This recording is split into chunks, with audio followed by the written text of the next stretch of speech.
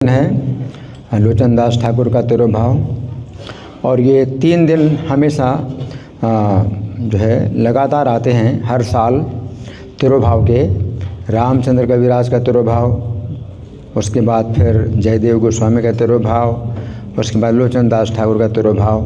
और तीनों ये जो आचार्य हैं, तीनों वैष्णव आचार्य कैसे हैं? विवाहित हैं और आजीवन ब्रह्मचारी तीनों। रामचंद्र कविराज भी जो है विवाहित हुए, श्रीनिवास आचार्य के शिष्य हुए और श्रीनिवास आचार्य की आज्ञा से वो जो है आजीवन विवाहित रहे और ब्रह्मचर्य का भी पालन किया। जयदेव गोस्वामी विवाह नहीं करना चाहते थे, लेकिन जगन्नाथ जी की आज्ञा से उन्होंने पद्मावती को स्वीकार किया और पद्मावती ने इतना सहयोग दिया कि वे जो है पूरा जीवन ब्रह्मचर्य का पालन करते रहे। और लोचन दास जो है ये भी विवाहित पहले से बचपन से हो गए थे, तो बाल विवाह है पहले प्रथा थी बाल विवाह की, तो 10 वर्ष की आयु में ही विवाह हो गया था। लेकिन जब विवाह हुआ था तो कन्या जो है अपने पिता के घर में ही रही, क्योंकि वो बालिका थी। तो ये विधि होती है कि बच्चों का विवाह हो जाता है, लेकिन वो जो कन्या है वो अपने मायके में ही रहती है, जब तक वो युवती ना हो जाए तब तक वो अपने ससुराल में नहीं जाती। तो कन्या जो है मायके में थी और ये जो है नरहरि सरकार ठाकुर की जो है देख रेख में ये भक्ति का जो है अभ्यास कर रहे थे। तो इनके जो माता पिता हैं, इनकी एकमात्र संतान थे, लेकिन उनको माता पिता को इस बात की बड़ी संतुष्टि थी कि उनका जो पुत्र है वो नरहरि सरकार के जो है अधीन भक्ति कर रहा है, तो वो हमारा जो पुत्र है वो पूरी तरह से सुरक्षित है। लेकिन जिस समय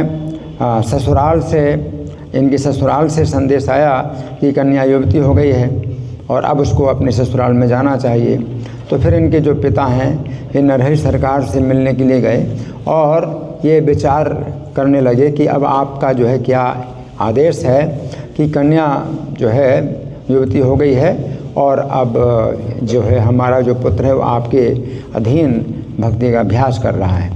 तो नरहरि सरकार ने उनको आदेश दे दिया लोचन दास को कि अब तुम जो है यहाँ से जाओ ससुराल, और ससुराल से अपनी पत्नी को लेकर के अपने घर में जाओ और गृहस्थ जीवन का पालन करो। अब लोचन दास चूँकि गुरु का आदेश था तो मना नहीं कर सके, लेकिन गुरु के आदेश को शिरोधार्य किया, लेकिन अंदर ही अंदर उनकी जो है यही भावना थी कि वो आजीवन ब्रह्मचर्य का पालन करें और भगवान की भक्ति में लगे रहें और संसार के बंधन में ना बंधें। तो भगवान ने उनकी इस प्रकार से प्रार्थना सुनी और इस प्रकार से व्यवस्था की कि उनके मुख से उसी स्त्री के लिए माता जी का शब्द निकला जो उनकी पत्नी थी। तो ये भगवान की व्यवस्था थी और भगवान की व्यवस्था से ऐसा हुआ तो इनको भी एक जो है कारण मिल गया कि मैंने पत्नी को जो है माता कह दिया, अब मैं उसको पत्नी के साथ पत्नी की तरह व्यवहार नहीं कर सकता। और इस प्रकार से जो उनकी पत्नी है तो उसने भी पूरा सहयोग दिया। उसने भी कहा कि प्रभु अगर आपकी जो है ऐसी भावना है तो आप मुझे अपने साथ रखिए, अपनी सेवा में रखिए, और मैं भी आपके साथ जो है जो भी आपकी भक्ति की साधना है तो उसका मैं भी पालन करूँगी। तो ये जो है अपनी पत्नी के साथ में गांव के बाहर कोग्राम में इनका जन्म हुआ था, उसी गांव के बाहर अपनी कुटिया बना करके रहने लगी और भजन करने लगे। फिर इनका जो लिखा हुआ जो गीत परम करुण जो गाया गया था अभी शुरू में, परम करुण पहु द्विजन निताई गौर चंद्र, ये जो परम करुण ये जो भजन है लोचन दास ठाकुर का, तो प्रभुपाद जब गाते थे तो उसमें मतलब बिल्कुल डूब जाते थे।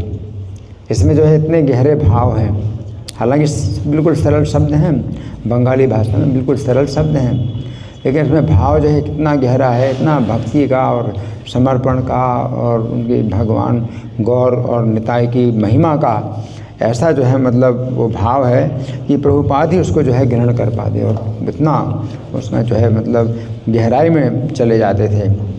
नरहरि सरकार ने जो है जो ये ग्रंथ लिखा, ये चैतन्य मंगल ग्रंथ लिखा, तो इसमें कुछ ऐसी लीलाएं हैं जो अन्यत्र नहीं मिलती। तो उसमें इन्होंने पढ़ के सुनाया प्रभु जी ने कि भगवान चैतन्य जो है विष्णु प्रिया को कुछ उपदेश देते हैं, शिक्षा देते हैं। तो इसमें एक शिक्षा यह है कि पूरा संसार असत्य है, असत है, लेकिन जो भगवान है और वैष्णव हैं वो सत्य हैं। तो जब चैतन्य महाप्रभु कहते हैं भगवान सत्य हैं और वैष्णव सत्य हैं, तो चैतन्य महाप्रभु ही जो है भगवान है और चैतन्य महाप्रभु ही वैष्णव है। तो अगर विष्णु प्रिया ने अगर इन चैतन्य महाप्रभु इसी शिक्षा को ग्रहण किया तो उनके जो है भगवान भी, सबसे बड़े भगवान भी जो है अपने पति हैं चैतन्य महाप्रभु, और सबसे बड़े वैष्णव भी उनके पति हैं चैतन्य महाप्रभु। तो विष्णु प्रिया ने जो है भगवान चैतन्य की इस शिक्षा को सिरोधार्य किया और कहीं भी मन नहीं लगाया सेवा, अपने पति भगवान चैतन्य के चरणों की सेवा, और कहीं मन नहीं लगाया। इसी में चैतन्य मंगल में प्रभुपाद के विषय में भी भविष्यवाणी आती है।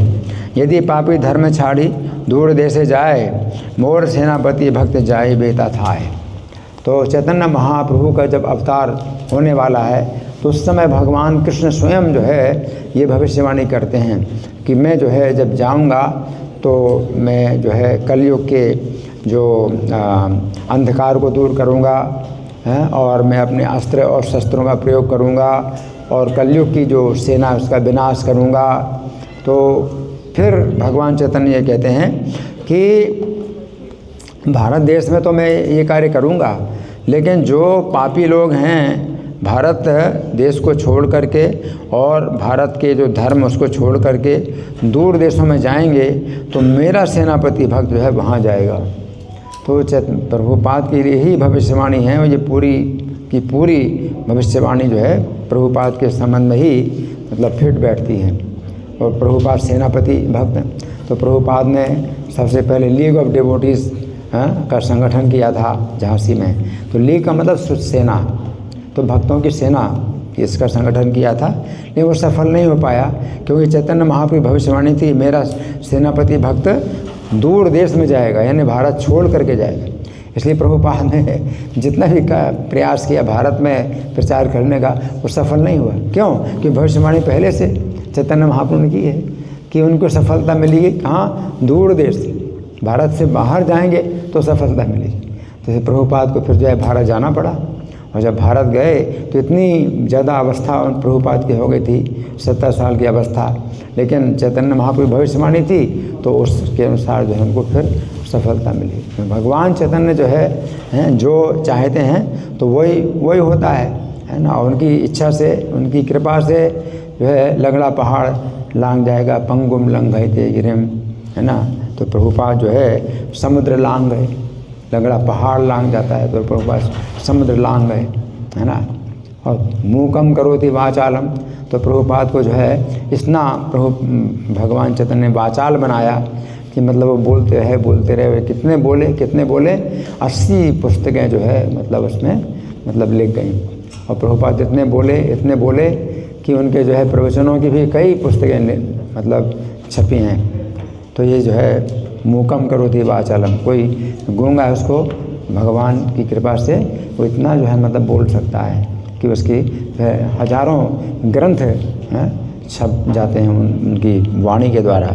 तो चैतन्य महाप्रभु पूरी जो भविष्यवाणी है प्रभुपाद के संबंध में जो मिलती है, तो एक ही ग्रंथ है जो चैतन्य मंगल, जिसमें कि प्रभुपाद के विषय में भविष्यवाणी मिलती है। श्री लोचन दास ठाकुर तिरुभाव तिथि महामहोत्सव की जय। श्री प्रभुपाद की जय।